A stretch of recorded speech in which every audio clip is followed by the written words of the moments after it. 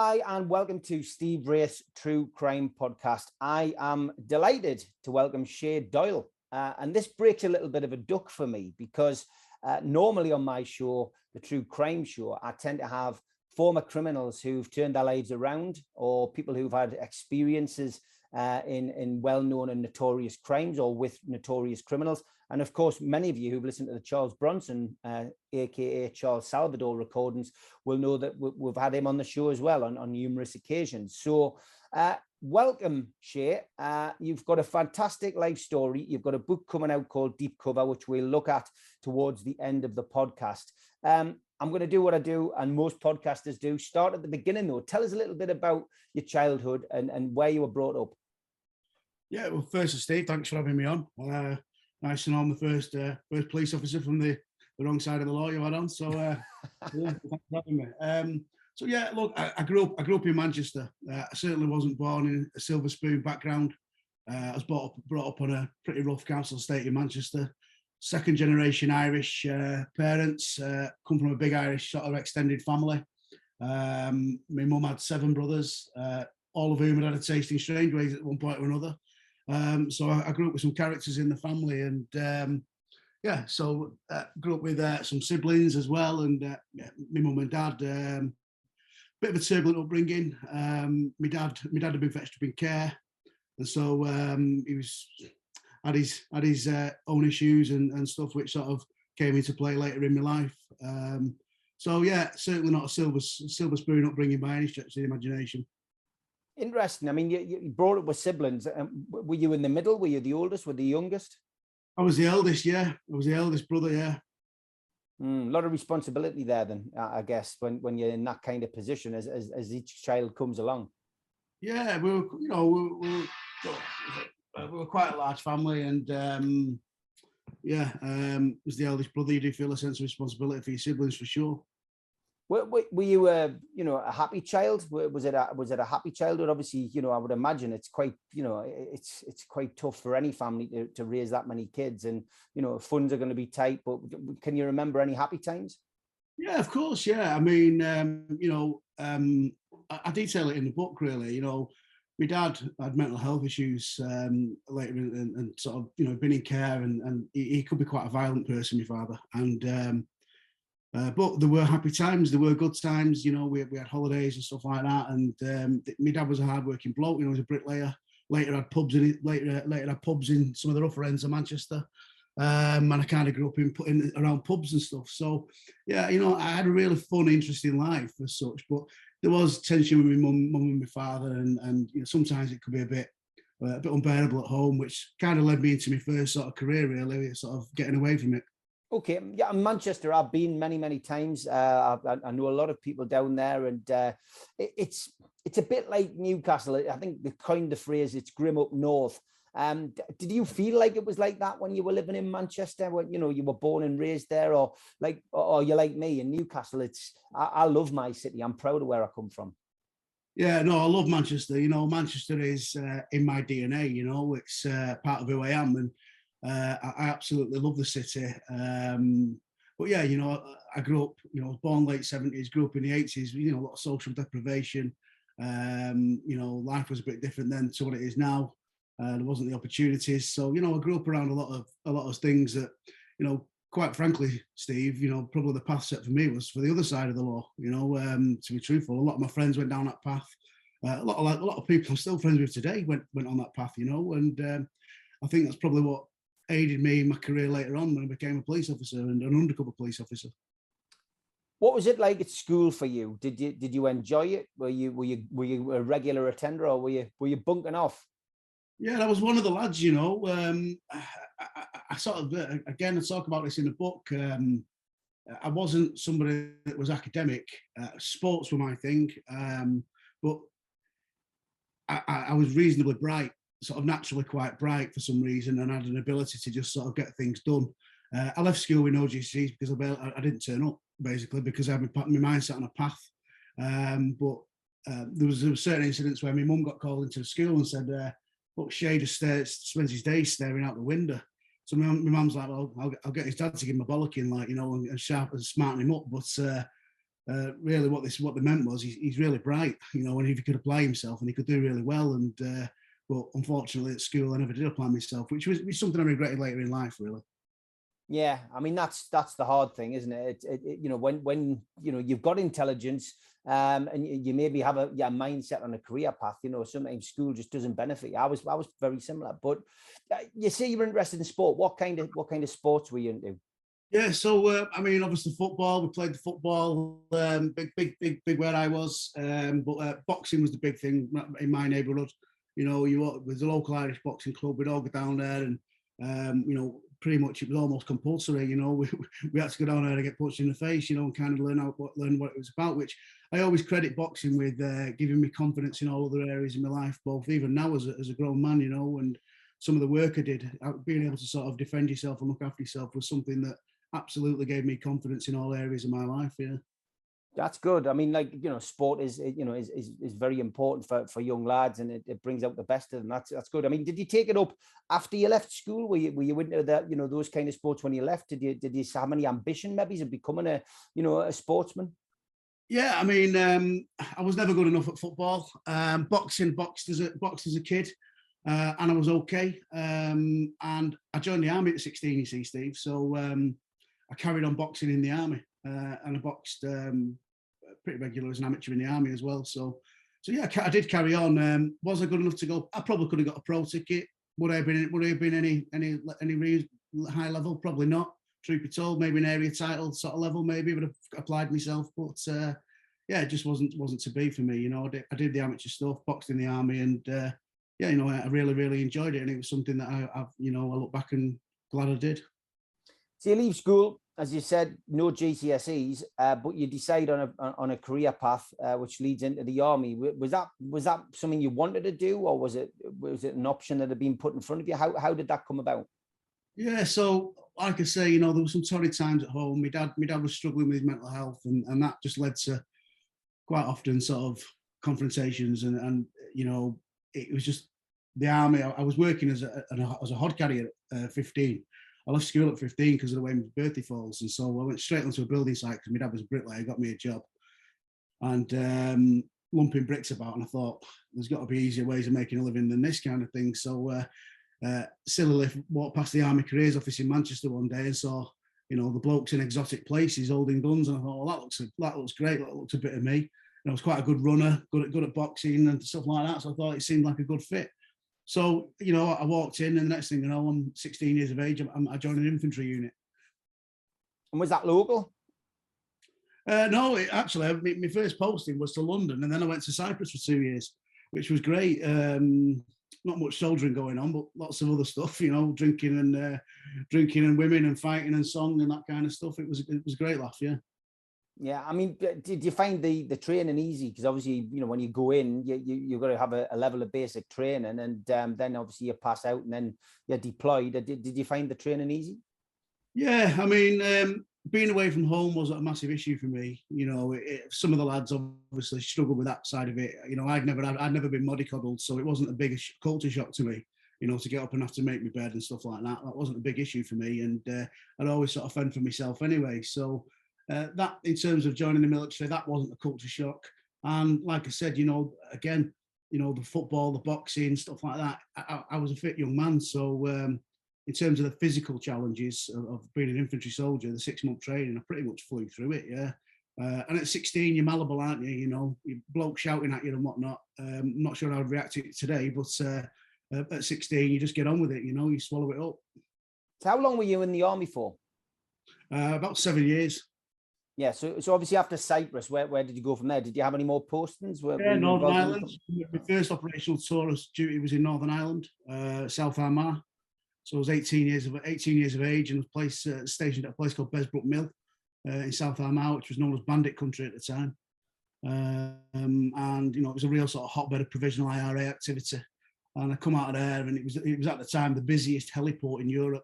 There was that many military helicopters coming in and out, taking the lads out on patrols, and you know, you'd have the sneaky beaky special forces guys in and out, you know, with the beards and the long hair and stuff like that, and you know, everyone was like, hush, what do they do, you know, and whatnot. And I loved it. I absolutely loved it, Steve. It was exciting, you know, you jump on a chopper with the door open, get dropped off 10 k's away and you patrol around South Armagh. You know, it was absolutely great. Yeah, I mean, it sounds, it's boys' own, isn't it? I guess. Absolutely, yeah. No, for a kid from a Manchester council estate, it was films I'd seen, it was books I'd read, So and there I was at 18 doing it, and and I absolutely loved it. I love the military, and again, I credit the military. A lot of my pals were going down the wrong path at this point. It was a real sort of crux sort of decision, that two splits in the road, really, two forks in the road. If I could have easily gone down one path and got on it with a lad's grafting, or I could have joined the military, and by fate or by luck or by design, I joined the military.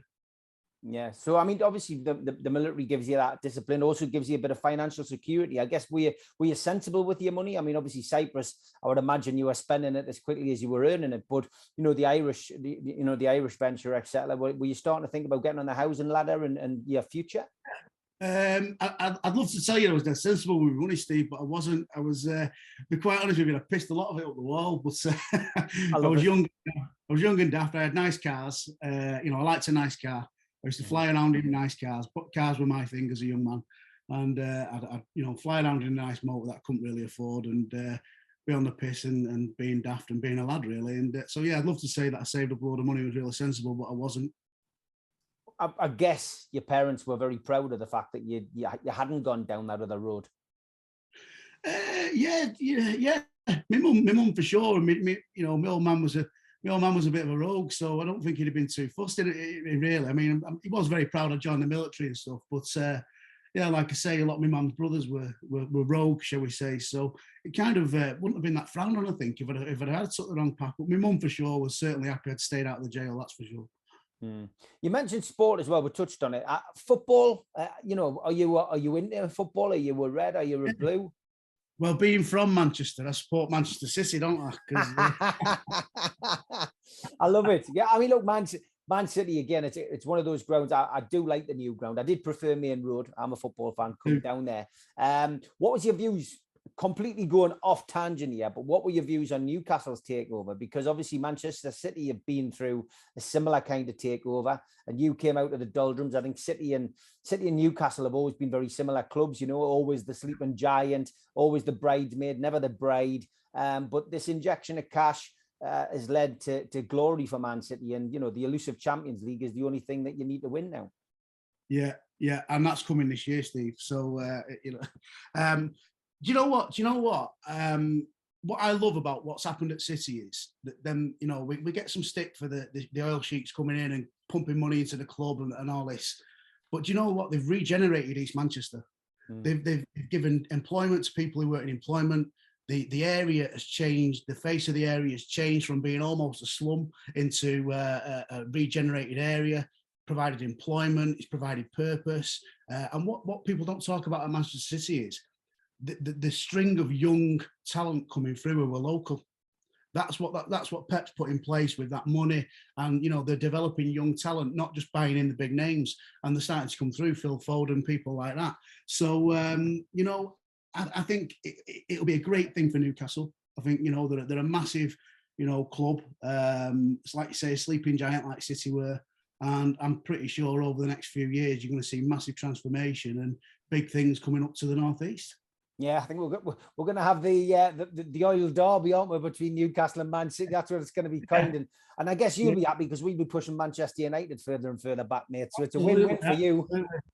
Well, it could be worse for them at the moment, could it? That's it, right? I mean, they're a sad, sorry lot at the moment, aren't they? But I mean, I've got lots of friends who are Manchester United, and we enjoy the banter, and it's all good humoured and that, really. So yeah, no, I like to have the crack with my Man United pals, yeah.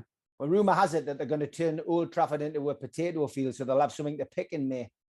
You can use that one. You can have that one on me, mate. Thanks, mate. Okay, so the military career you've done well. You've enjoyed it. It's boys' own. We've established that. What made you want to leave the military? I think because I joined at 16. You think you're missing something. I met a girl, and your life sort of changes. I'd been on a 2 or 3 operational tours, and I had a few quid saved up at this point. And at the time, Steve, to be truthful, what happened was you could get out and go back in 3 months later keep your rank and get a bounty for going back in, 8 grand. So a lot of the lads were doing it, sort of picking up 8 grand for free, you know, and just getting out and having a holiday or whatever. And so I thought I'd do the same. And I actually got out of the army at sort of just heading towards 24, 23. Thought I'd give Civvy Street a go, and if I didn't like it, I'd just jump straight back up, pick a bounty up, and get back into, you know, pick up with the lads where I'd left off. And then my dad killed himself.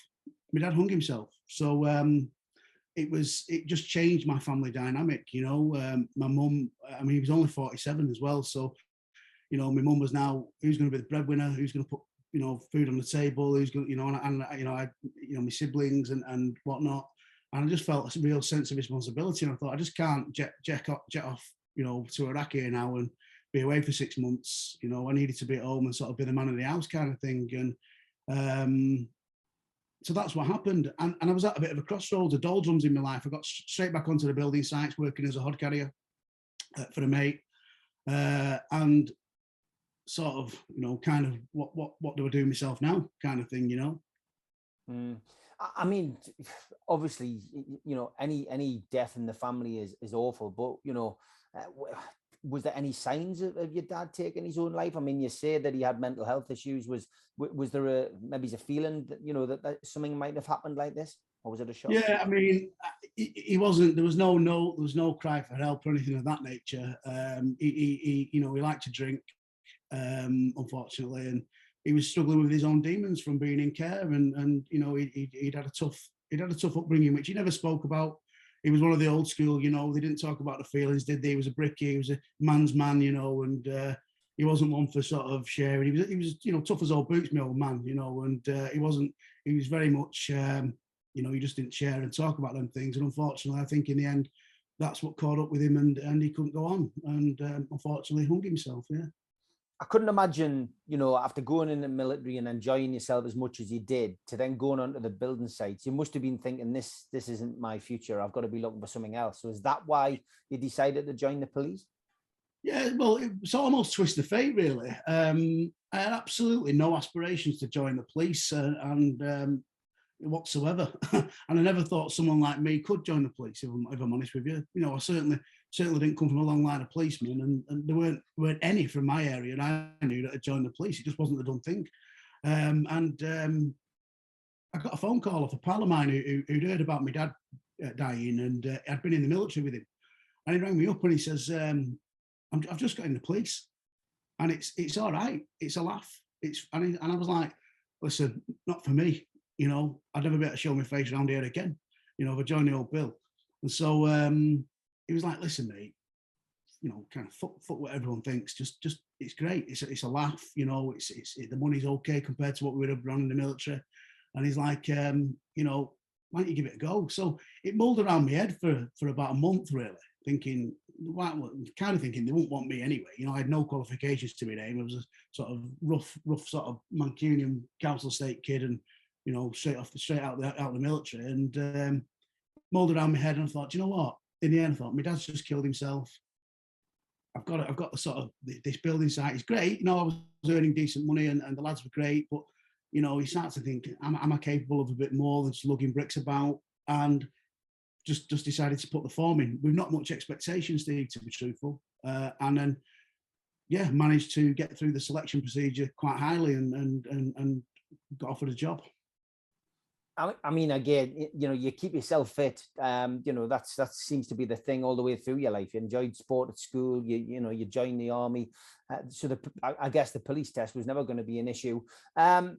You know, so what? Tell us a little bit about the process of going through. I mean, you know, for you yourself, was it difficult on the mental side for you? Because obviously, you know, you've said that you know, your family was associated more with villains than the other side of the law. Was there any conflict within the family? Yeah, without doubt. I mean, I had some real sideways looks. I had friends pull away from me because I joined the police, and for sure, it caused me, I wouldn't say it caused me lots of serious issues, but without doubt, people talked behind my back. People who I thought were my friends pulled away from me. I think they thought that I was going to suddenly turn into sort of, some kind of grass informant to the police about what, which, I wasn't involved in the criminal world at the front end of it. But yeah, of course I knew things because of the estate I'd grown up on and associations I had. But, I just went into the police with a clean slate, and, I never carried any baggage with me in my mind. But, unfortunately, people who are on the other side of the law just think policemen, and, I had to lose some people that I thought were my friends, unfortunately, yeah. Did you start off as an ordinary PC then? Yeah, so I went through training. I went through all the training, which I found, in comparison to military training, was a bit of a doddle, to be honest, Steve. And then just started out on the beat. I had to do 2 years in uniform like anybody else, yeah. Okay. Can you remember your first arrest? Yes, I can. My first arrest was... So yeah, I was working nights. I'd only been out of training about 3 days, and you go out with like a shooter constable, they call it, so an experienced cop. And mine was a bloke called Frank who had about 6 months to do till he retired, and he just couldn't be bothered with any of it. He had enough of the whole thing, he just wanted to be at home, put his feet up with the dog. And I was chomping at the bit, obviously, as a keen 24-year-old ex-soldier, like, and we're driving through a place, it's sort of East Manchester one night, and see a bloke who was quite clearly a drug addict, carrying a set of ping golf clubs over his back at 3 a.m. So I thought, he's not off for a round of it. He's not off for 18 holes, this lad. You know what I mean? So stopped and had a chat with him, and funnily enough, I radioed through, and there was none of them missing, but they were clearly nicked. So I locked him up on suspicion of theft, and then the next day I followed it up, and sure enough, he'd done a burglary and nicked the golf clubs, and I caught him red-handed. Can you remember the first time that you saw somebody that you knew in the job as well? And I guess, was it a relative or a friend? When you're actually in the uniform, I think it's the realization, oh, hold on a minute. I was about this one for you then, Steve. So I'd not been in the police very long, and a pal of mine got pulled with 2 kilos of weed in the boot of his car, goes into custody and says to the custody sergeant, "Oh, my mate's a policeman." Unbelievable. You see, it's all those kind of horror situations that you would imagine that would develop, which clearly do. I mean, was there any hair raising times as a PC in those first couple of years? Yeah. So one evening I was on duty, and there was a guy called Craig King who was from Salford, who was 6'10", 30-stone monster of a bloke, a doorman in Manchester, and he turned up at his sister's house because she was having domestic issues. And he was going to kill her fella, and he turned up with a sawn-off rifle and a machete, and he started to smash up cars in the street, trying to get in the door. A colleague of mine was actually in the house at this point, a really good lad, good cop, very experienced lad. He'd been an ex-firearms cop, and I'd sort of whizzed down to the area, get myself behind a wall, and he started pinging rounds up and down the street, this lad. So I'm Steve in the house is trying to give a commentary on, he was really composed lad. He's reloading. Yeah, that shot's fired again into the door. Steve had barricaded the house. He's upstairs with the family, had children in the house. And this guy's just, off his head on prescription medication and pinging rounds, a clear threat to the public, a clear threat to life. I'm trying to give a commentary from behind a wall, watching, trying to make sure I don't get shot. And firearms cops turned up and unfortunately challenged him. He refused to put the weapon down, and they shot him dead. And he was the first person to be shot dead by Great Manchester Police, unfortunately. But these things happen. I'm afraid. I mean, I did 18 years as a doorman in Newcastle, and no amount of training can prepare you for real life incidents.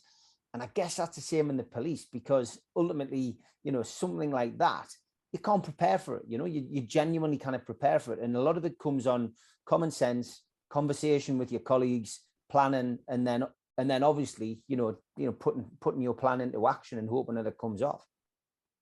Yeah, absolutely. I mean, I think the fact I've been in the military and I'd seen a bit of operational service in the military probably allowed me to be a bit more calm around that kind of situation. But you're absolutely right. When rounds start flying about, it's you really sort of it's a bottle tester for sure. No, 100%.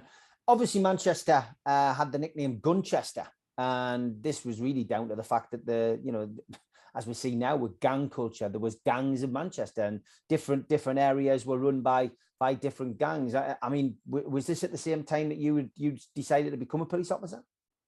So it was 2004 when I joined the police. So it was after the Dunchester label as such, but it was in that period when we still had a lot of, well, we still do have a lot of firearms incidents in comparison to many other cities around the UK. And so, yeah, there was still serious gang violence in Manchester at that time. There was still serious lads with access to firearms and, not afraid to use them for sure. Yeah, I mean, a crazy situation developed between these neighbouring streets, and as you say, some of it still goes on even today. It's still ongoing and still high gun crime down there. Did it amaze you, how accessible these weapons were when you joined the police? Yeah, I mean, I wasn't blind to the ways of the street, if you like, because of me upbringing and stuff. So, I knew this stuff was available, but it kind of, the more and more I got into the police and the more serious work I started to get involved in, it amazed me some of the serious hardware that people could get hold of. It was much more than a stolen shotgun from a farmer's house or wherever, talking serious automatic weapons and grenades, which unfortunately I was involved in operations where, grenades were thrown and people were killed. So, yeah, some real military hardware stuff is out there, and people can get their hands on it, I'm afraid, if you've got the right connections. As a PC, I can imagine, it's a job. Every day is different. But were you hoping to progress or to get promoted, or were you happy just doing that at that level? To be honest with you, Steve, and again, I detail this in the book. I was a pretty robust lad, and so the police, you're always going to come into conflict with people. It's a job about managing conflicts, essentially. The police, like a doorman, and you're going to get complained about. You're going to get, people are going to say you've done things wrong or whatever, or I because of the way I was and my ability to deal with those type of more volatile situations, I would be used to be sent to more and more volatile situations. So the chances of me being complained about and people saying you'd assaulted them and this kind of stuff, it's going to increase. And I was never ever into police brutality of any kind, and if I ever saw it, I was the first one to call it out. But by the same token, I was no one's punching bag either, and so if I needed to be robust in my responses, I would be.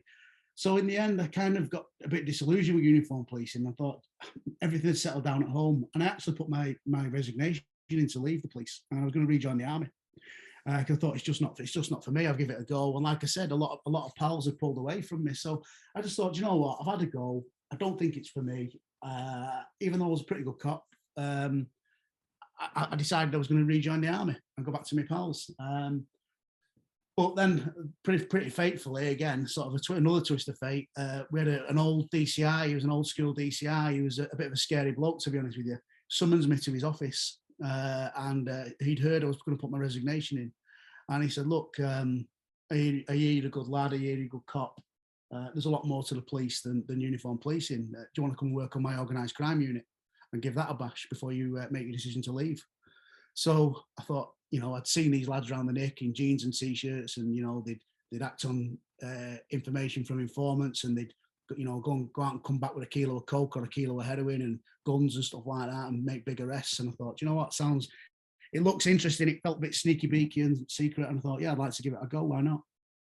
So this is Omega that you signed up for.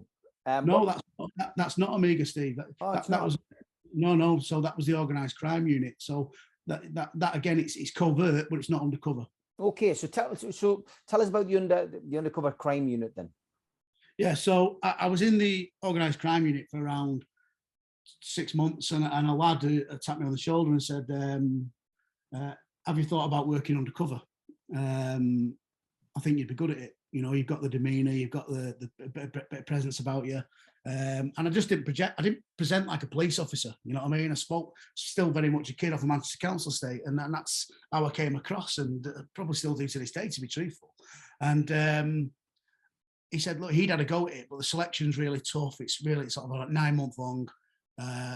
Not many people get through it, but I think you'd be pretty good at it. Good at, you're sharp on your feet and quick thinker. So I went along to an open day, and there's like 200 people there, and started the application process, got through the initial stages, and then started on this long, laborious road to becoming a level 1 UC, which is quite testing. It's quite challenging, sort of psychological testing, intelligence testing, various testing role plays until you get to a final course. And by this point, by the time you get to the final course, there was, from the 200 that were there from Great Manchester Police, there was only 4 of us left just to get onto the course. So the attrition rate is quite a steep slope. You know, it's quite a lot. The attrition rate is quite high. You see, you have to do lots of things. Is a lot of it mental? Yeah, it's mental, but when you get to the final course, which is sort of, that could be 8 months after you've started all the tests.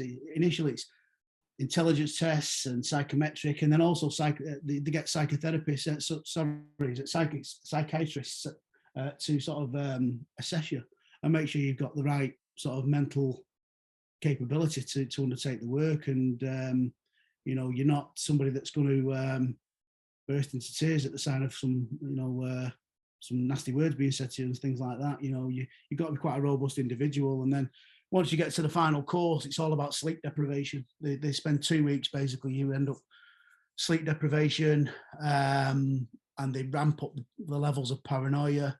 They put you into various testing situations to see if you can cope, where they set up scenarios where you go and meeting criminals and career criminals who are, sort of experienced undercovers who are playing that role, and you're sent out into the public and you have to carry out reconnaissance of places. You've got to remember everything that's been told you, and it's a really sort of testing, challenging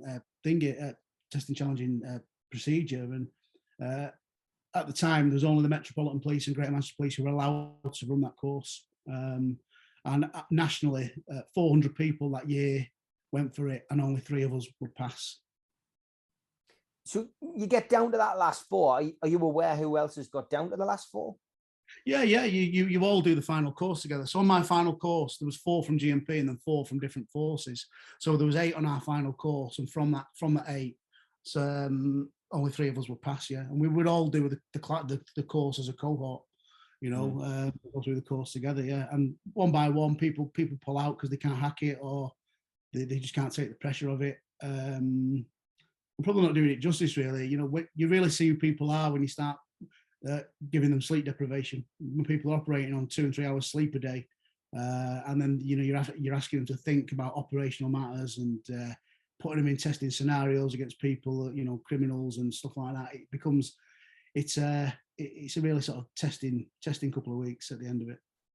So once you get the news that you're recruited, I guess then it's a veil of secrecy. You can't tell anybody about this job that you've got.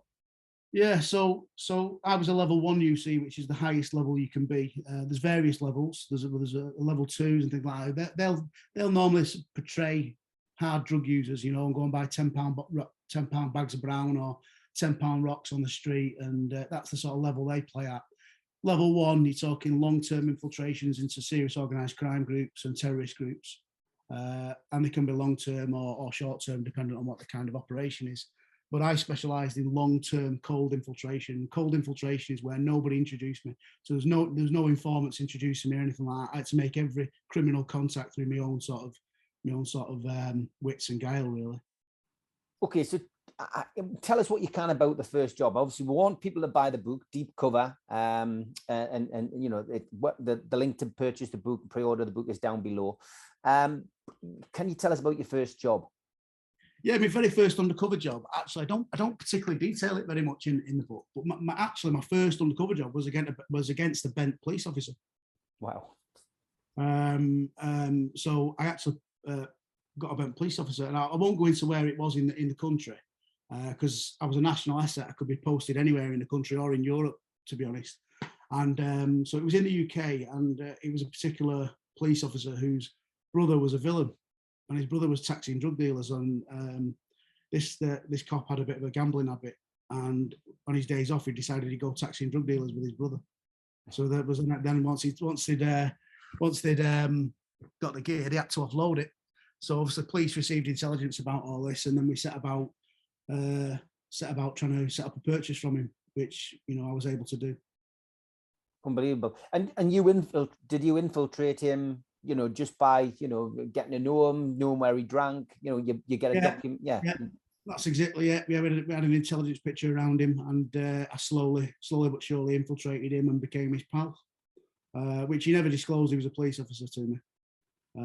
But obviously I knew he was, and yeah, we subsequently set up a buy of drugs from him. Yeah. And do you have to go to court to give evidence? Yeah, I mean, I didn't on that occasion because he pleaded guilty, but yeah, I have been to Crown Court, yeah, as an undercover cop. Yeah. Yeah, and I presume your identity is withheld then as well as it is today. Yeah, you're given a number and a code number for the court, for the purpose of the court, officer 100 or whatever, or officer N or whatever it may be, and you're giving your evidence behind a screen, so no one in the public gallery can see who you are. Yeah. Yeah. Okay. I mean, it must be mentally draining to do this, and we will come to that. You covered two huge names in the criminal world. Paul Massey, first of all, from Manchester, somebody who I've written a book about with his daughter Kelly, and of course, you know, known as Mr. Big by many, but that name is hated by the family. They claim you certainly know Mr. Big. You know, give us anything you can on one particular story out of the book. We want people to buy the book, of course.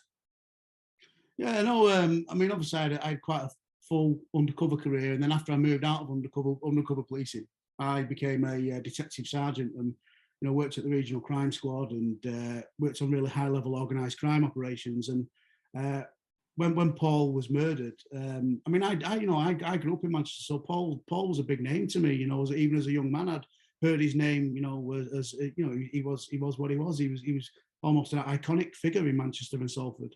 You know, certainly from my youth. And Paul was older than me, obviously, but. So I was shocked actually when he got murdered. I remember getting the phone call at home of a colleague of mine who was at the scene, and I worked in sort of a secret intelligence unit within the regional crime squad at the time. And he rang me from the scene and said, "Look, Paul Massey's just been murdered," and I was at home on a Sunday night, and I need you to get to work. I need as much information as you can get on this for me. So I knew immediately I was going to be dragged into the operation, and yeah, for me it was a shock because you know Paul was of an age where he'd appeared to pull well back from frontline criminality, and he'd even stood for Salford mayor. So you know, at one point, so it was a shock to me, even as a cop, that he'd been gunned down in the way he had been. It almost felt like a, you know, what's going on here kind of thing, you know. From my understanding, he was more of a mentor to younger figures within Salford at that time, younger guys, and you know, very much moved away from hands-on frontline criminality, which you know he had been involved in his younger years for sure. So yeah, it was a bit. What my concern was, and what the concern of the police was, this isn't going to end well. You know, there's people who are going to be very, very upset about this, and some of those people, you know, will be dangerous and will have access to firearms and may seek revenge. And unfortunately, that's what happened in Salford. There was a very, very serious gang war. You know, probably one of the most serious gang wars the UK seen. You know, various people were shot, macheted, grenades were thrown at a property, and it led to really, really serious, you know, gang war. So I got pulled back from the regional crime squad to be dedicated to the investigation into Paul's murder, which also encompassed all the other gangland stuff that had gone on. And it was a real painstaking operation, you know. I had to get out on the street. I spoke to most of the big players from both sides. You know, I spoke to. I was a sort of, because I had I could communicate with people from that world probably better than most cops. I was the sort of cop that they sent along with a colleague of mine who also had a similar sort of way of being able to communicate, and we would go and try and speak to the players. Essentially, not that we thought they would give us information as such, but we're in some ways almost trying to appeal for calm, you know, and almost say, look, we're having a look at you, and just let's make it a bit difficult for them to operate, you know, because people will be, you know, people being killed. When you start throwing grenades, you're putting ordinary members of the public at risk when you start doing that, and shooting in the street. And you know, if they want to play, if they choose that life, you know, fair enough. You know, I understand they've chose that life, a criminal life, and you know, they feel they've got to react. I get that. But when you start playing it out in the street, then there's a risk to the wider public who don't deserve that. Dale Cregan was under the name that you talk about in the book, the double cop killer. Tell us a little bit about that.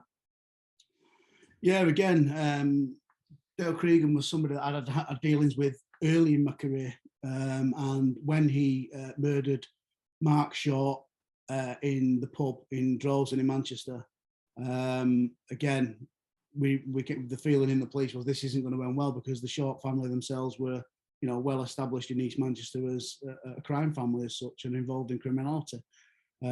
So Mark's father was a very seriously violent person and known, you know, it was felt he wouldn't be somebody who'd let that lie, the murder of his son. And so Dale Cregan obviously decided to be proactive about that and went and killed David Short in his back garden and threw grenades at him with his accomplice Anthony Wilkinson. So it was at this point, you know, it's inconceivable to think the police weren't using covert tactics to find Dale Cregan at that time. They were, of course, but they were going nowhere. And again, I got called in by a senior boss who knew my capabilities and my ability to speak to criminals and get information and get out on the street and make waves, if you like. He called me in and said, look, the covert stuff isn't going anywhere. We get out on the street in a small team and do what you can to locate this fellow. We need to bring him in. It was the fourth priority. You know, he's a very, very dangerous individual. Yeah. You know, so I did that. I did just that. I moved into, you know, trying to my utmost to gather information on his whereabouts. And, you know, the simple fact was this, Steve. I actually remember what one of his drug dealing associates said to me. Even if I knew where he was, I couldn't tell you because I'm more scared of him than I am of you, which was fair comment, really. Yeah, and of course, you know, it was a horrendous, horrendous situation with those two police officers being killed. Yeah, unnecessary, Steve. You know, completely unnecessary. I know, obviously, you know, Cregan obviously had his reasons. Felt the police were harassing his family and stuff like that. But when you go and kill people and throw grenades, that is an unfortunate byproduct of what's going to happen. The police are going to have to try and hunt you down. You know, it's just going to happen. And yeah, so, you know, with his twisted logic, he decided that he'd lure two young female officers to a house and shoot them dead, which he did with, you know, a number of rounds and again threw a grenade at them. And I unfortunately had to deal with him in the immediate aftermath of that, with some colleagues, with firearms officers at the back of High Police Station after he handed himself in. I mean, you know, was he remorseful? Was he, you know, did he realize what he'd done, or was he just that far gone? No, I think I describe it in the book as he had the look of somebody who'd been nicked for shoplifting. That was his demeanour. Wow. Almost like he'd been shoplifted, not multiple murders. And well, this was, you know, this was 20 minutes after he murdered the two girls. So, you know, his demeanour like that, you know, take from it what you will, whether he was mentally right or not, I don't know. You can read more about that, of course, in Deep Cover. Link is below. I did mention earlier that this must take a hell of a lot out of you mentally, and you know, from your perspective, you did eventually retire with PTSD. Yeah, you know, I went from high level operation, whether it was undercover or covert operations or you know, major investigations. You know, I was consistently immersed in them for almost 17 years. You know, and that was not including the military stuff I'd done before. And there's only so long you can run at that level, you know, without intervention. And also along the way, some of the police management I had was pretty appalling, you know, and that impacted my mental health, particularly around the undercover world. So yeah, it just in the end, Steve, massively caught up with me, and I couldn't keep running at that level. And unfortunately, I just would throw myself into work more and more. Constantly seeking the next big operation, constantly wanting that buzz of the next big thing, and unfortunately it caught with me in the end, and I became quite unwell. It's no surprise, I've got to be perfectly honest, and you know, the amount of secrecy and you know having to be devious and infiltration, even though it's for a great cause on your behalf, it has to take it out of you. And you know, from your perspective, has it got better with time? I mean, I was medically discharged from the police, and you know, it's been a long process. I lost my career through it. I lost my relationship. I lost my house. You know, I lost pretty much everything as a result of my illness. And it's taken a long time for me to get back onto an even keel as such. You know, I mean, I would have been the first, very much like my father. You know, I was never going to put my hand up and say I'm unwell. I was the last to know. You know, I thought everyone else was wrong, not me. And eventually, I was forced to get help, and it was the best thing I could do, Steve. And I would advocate anybody who's struggling, whether, you know, not just a cop, anybody from any background. You know, if you're struggling, it's very hard as a man, particularly if you're a man's man, to put your hand up and say, you know, I am struggling. We perceive it as being weak, unfortunately, and it's not. You know, I would advocate anybody, stick your hand up and go and get some help, because it's the best thing I ever did, for sure.